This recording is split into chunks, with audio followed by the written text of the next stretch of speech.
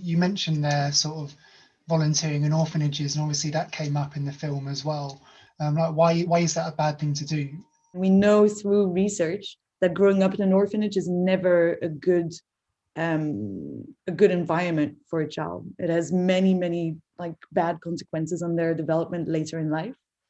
So the fact that these children have parents that could take care of them, but are still put in a dangerous environment for them, is because, well, one of the reasons is because most of these places and institutions are funded by financial donations through volunteers or from abroad. So the more people volunteer in orphanages, the more these institutions can keep on existing. And if there was no money to fund these institutions, then hopefully they could kind of transition into a better form of care for these children. Most of the time, volunteers from abroad that come into orphanages are not asked for a CV or a police background check. So it's also opening the door and exposing children to adults that are potentially really dangerous. There was so many. I used to live in Cambodia and worked in Cambodia for the past 3 years and a half. And there were constantly stories of pedophiles coming from abroad.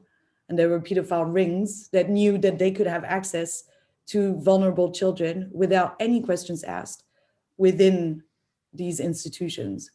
So even if people have good intentions, they're still fueling a system that is essentially very harmful to children. You know, is there such a thing as a good orphanage? You know, do you get good and bad orphanages where these things might not happen? An orphanage is never a good solution. It should always be a family environment.